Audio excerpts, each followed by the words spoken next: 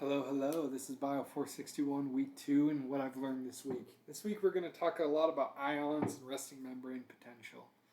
What I want to start off with is a fact about ions. So if you've taken any chemistry class, potassium is an ion and it has an abbreviation that is K+. I'm going to write all these things down because this is important. Sodium is Na+, and calcium is Ca2+.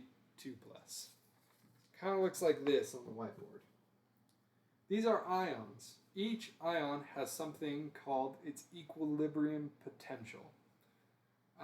It basically has a volt charge of where it wants to be in the cell, in our cells. Our nerves are built of cells, and so when these things enter a cell like sodium or calcium, it is going to increase the voltage of the cell, or the positivity or negativity of the cell. One rule of thumb that I want to teach you about physiology today that I want you to remember as I'm talking is every ion wants to enter the cell except for potassium, K+. K+ always wants to leave the cell, always. And so there is something we call resting membrane potential or resting cell potential. Every cell also has a voltage that it likes to rest at. So like I was talking, sodium likes to rest at positive 65 millivolts, and that's its resting potential for sodium. The cell, or normal cells, has a resting potential, and that is negative 70. And so that's something that we should remember as I talk a little bit about today. There is a math equation called the Nernst equation that tells you the happy place or equilibrium potential for an ion. The voltage where that ion would stop moving because its push out or concentration gradient is balanced by its pull-in electrical gradient. And so for potassium, it wants to be at negative 90 millivolts, and sodium, like I said, it wants to be at like 60, 65 millivolts. And the cell wants to be at negative 70 millivolts to be at rest. So I'm going to talk a little bit about the resting membrane potential, or the resting cell potential, how it rests at negative 70. And it's kind of like a little battery. We have little batteries inside of our cells all over the place. And I also want to talk about how it's created, how it is affected, and things like that. And so, like I said earlier, the Nernst equation is a chemical equation that calculates the voltage for specific ions and how they move. The way that the resting membrane potential is created is basically where these ions are going to be moving. When I'm talking ions, I'm talking potassium, I'm talking sodium and calcium. So whether these are moving inside of the cell or outside of the cell, potassium is always going to want to move outside of the cell. And so the way this RMP is created is just how these guys are moving. And so like potassium, there might be a lot inside of the cell and not much outside of the cell, and that's going to affect the resting membrane potential quite a bit. And so, like I'm saying, factors that can change the resting membrane potential can be a lot. Last week we learned about hypo and hyper and what they mean. I'm going to write some words on the whiteboard. There's a word called hyperkalemia.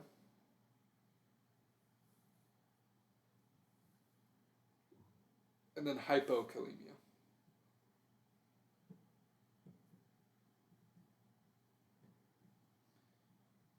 Each of these words are relating to potassium. Can you kind of see that? Hyper means more. I remember the K for calcium, potassium, sorry. And then emia always means blood. And so hyperkalemia means more potassium in the blood. Hypokalemia is the opposite, less potassium in the blood. And so the resting membrane potential is at negative 70 at rest. When there is less potassium in the blood, the potassium inside of the cell is going to want to leave the cell.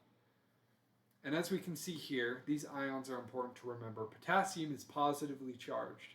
And so if there's positively charged ions inside of the cell, and those positively charged ions leave the cell to be outside of the cell because there's less potassium outside of the cell and in the blood, like emia, then the cell is going to be less positive or more negative. And so the resting membrane potential is going to go down. And we call that the graded potential a little bit. The same way with hyperkalemia. We do not call that graded potential. We're going to learn about graded potential. I'm sorry. It's just affecting the resting membrane potential right now. And so the resting membrane potential is going to be at like -90 if positive ions are leaving the cell. Now, because potassium never enters the cell, if there is more potassium outside of the cell, that means no potassium inside of the cell is going to go anywhere. And so this makes the cell more positive. And so the resting membrane potential is going to increase. And so that is how, these are some ways that the resting membrane potential can be affected. So I want to talk a little bit more about something called driving force.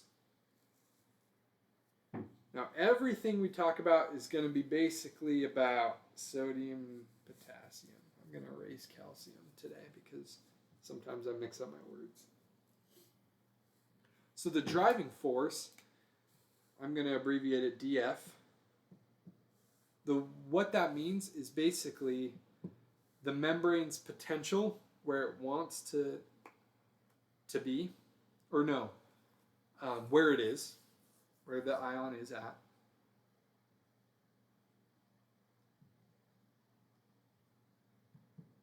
subtracted by where it wants to be, where the ion wants to be.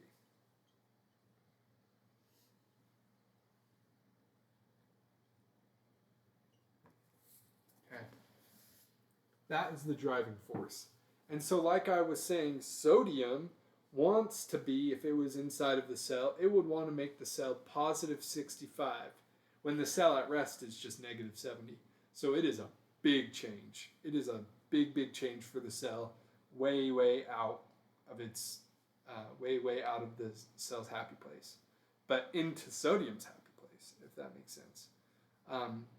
In simple terms, it's basically how badly an ion wants to move and in which direction it moves.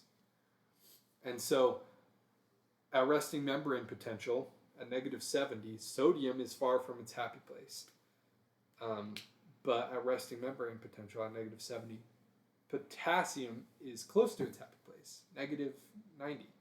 It wants to leave the cell. Everything else wants to enter the cell, potassium wants to leave the cell. That's just how it works. So there's something I want to talk about now called the action potential, and this is going to lead into a very important part about what we've learned this week. I'm grabbing a little eraser for the whiteboard. So if we have those ions memorized, it's going to make things a little bit easier with drawing this thing. So potassium is K+, sodium is Na+.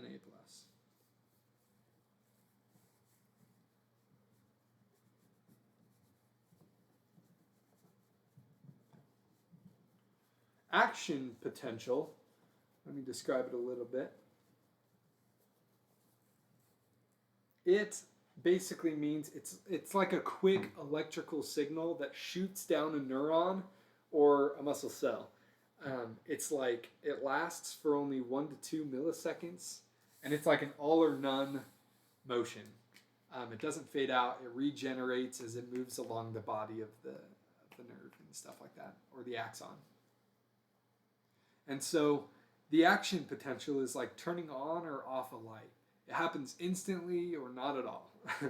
And then you can turn it off pretty much immediately as well. And so the steps of the action potential always starts at the resting membrane potential, the negative 70. This is where it all starts. If you think of a cell, think of its resting membrane potential where it's at. It's negative 70 millivolts. That's its voltage. So like barely any. And so we're going to draw a big graph and kind of explain how it works a little bit. And I'm going to say some words that might not make all that much sense, but I want to explain them later.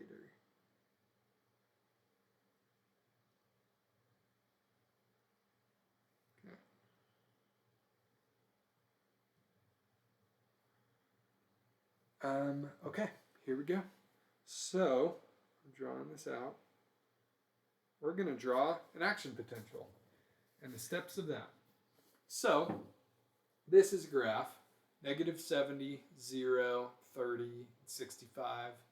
This dotted line is the threshold.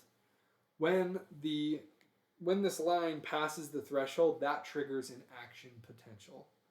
There's something called the graded potential that is basically just natural for the cell to do. It's when sometimes it increases or depolarizes just a little bit. We call that the graded potential. It's kind of like a very slight, small change in voltage. It can be different sizes and it fades with distance, so it's not that big a deal. But it never passes the threshold. If it passes the threshold, then it's going to be a big all or nothing spike, like turning on a light, like our action potential. And so, talking a little bit about the action potential, this is the resting state. This is the threshold. It's at like negative 55 millivolts or something like that, just to give you a little comparison. And then there's a rising phase. We call this depolarization. And so this rising phase happens when our sodium channels open. And so there's a sodium voltage gated channel on our cell membrane that opens and triggers an action potential. Because when the sodium gated channel opens, all the sodium is going to rush inside of the cell to get it to 65 as fast as it humanly possibly can. Maybe I can draw this out a little bit to help you understand. We're going to draw this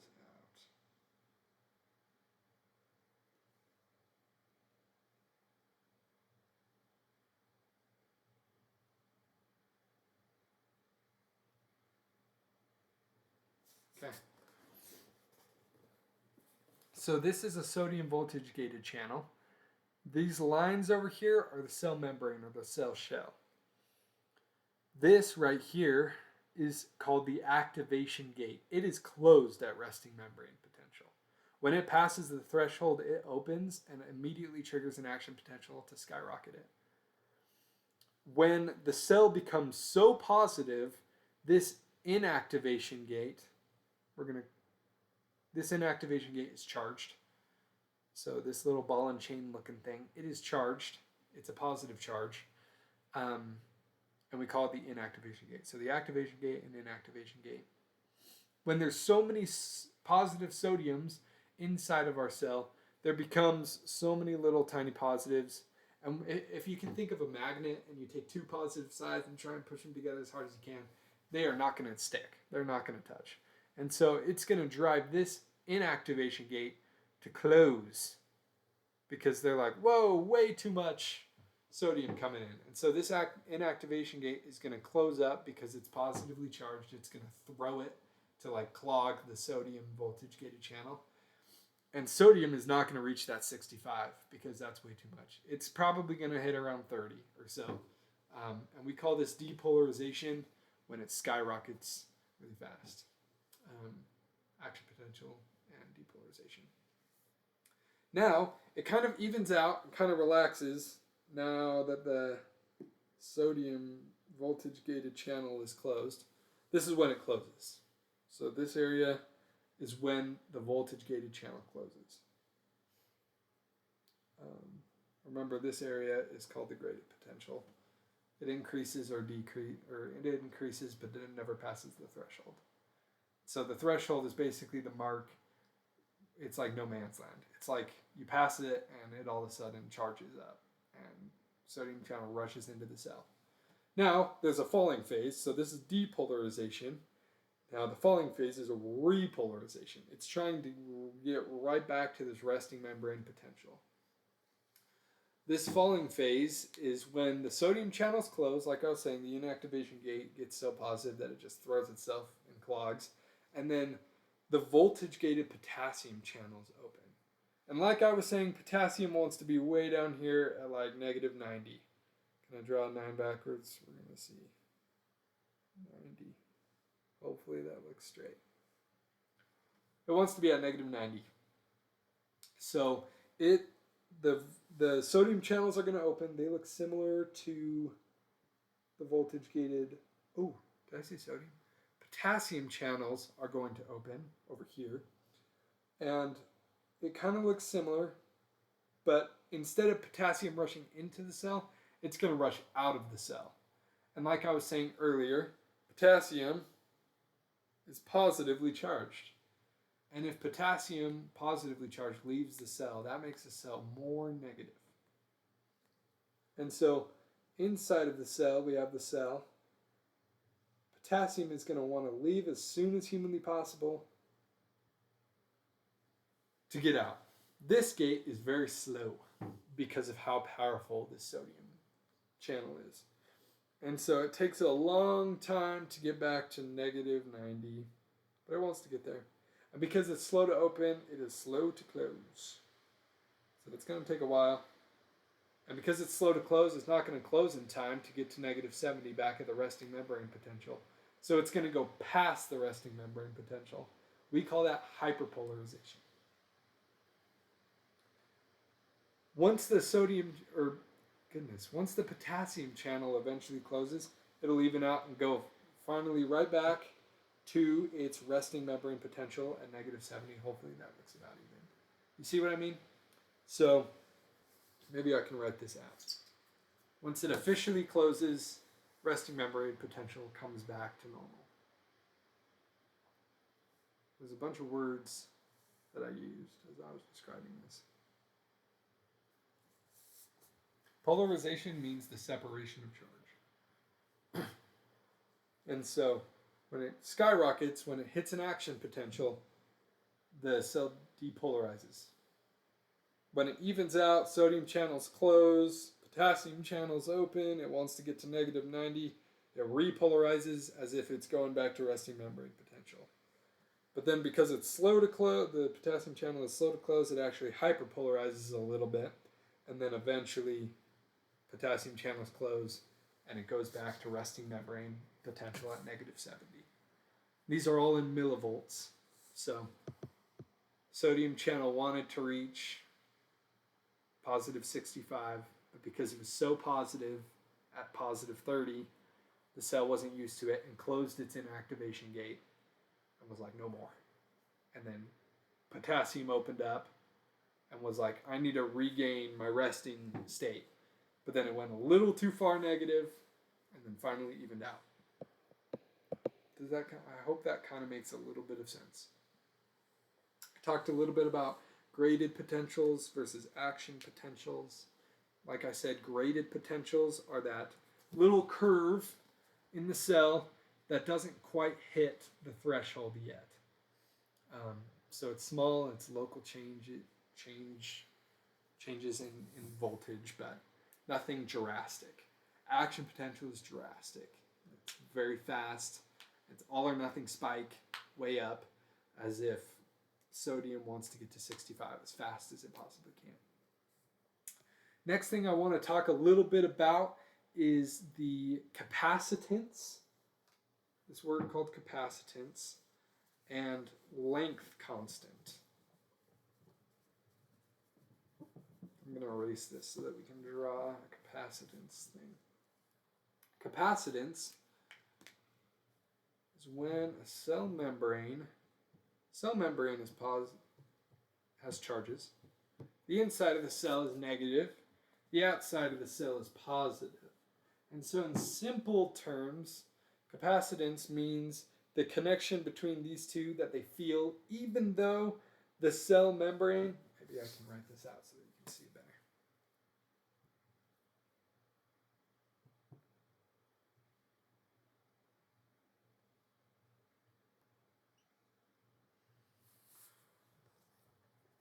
It's the connection this positive feels to this negative, even though there's a cell wall or cell membrane in between them.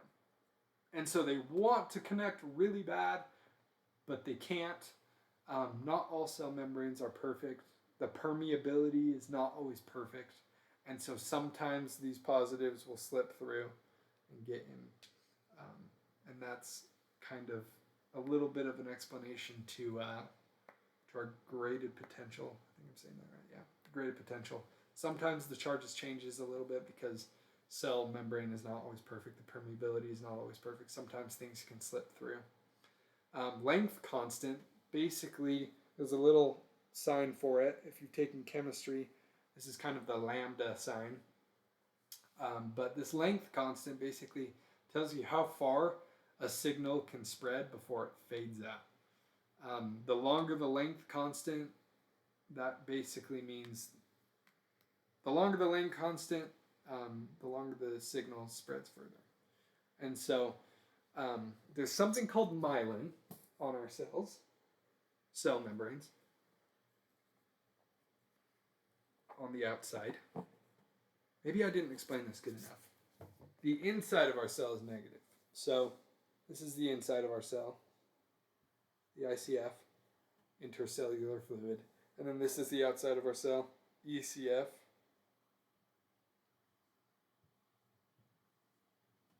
Extracellular fluid. And so myelin is on the outside of our cell. It's kind of like insulation. Kind of looks like this. Kind of looks like that in a way. Now, if the outside of our cell is positive because of potassium and things like that, then this membrane is, or this myelin is going to affect the capacitance of our cell. Now, this connection that we once were talking about is going to be way less of a connection, and now the length constant is going to have to work harder to get to the next positive, if that makes sense. So this is the length constant. Because this negative and this positive can't really reach each other because of this myelin, the length constant is like, I can't stop here and like have them connect. I need to go to the next one. And so it tries and moves a little bit further to this negative and positive that can eventually connect to each other. These are things that we call capacitance and length constant inside of our cell. Now, myelin, you might be wondering, myelin does decrease capacitance, if that makes sense. Decreases the connection between the positives outside of the cell and the negatives inside of the cell. But it increases the length constant, which is not always good. And so I hope that makes a little bit of sense. All in all, kind of in summary a little bit to bring everything full circle, the RMP, or resting membrane potential, is the baseline battery charge from ion gradients and selective permeability with ions like sodium and potassium. The action potential is a rapid electrical spike caused by sodium rushing into the cell and potassium rushing out of the cell. It's controlled by those voltage-gated channels that I was talking about, that I drew out for you a little bit. The graded potentials are local. They never pass the threshold, that dotted line. They're small signals of charge, while action potentials are strong and long-distance signals. And then capacitance and length constant explain how signals spread. And myelin makes that spread faster and more efficient. So that is what we learned over the week in BIO461. Thanks for listening.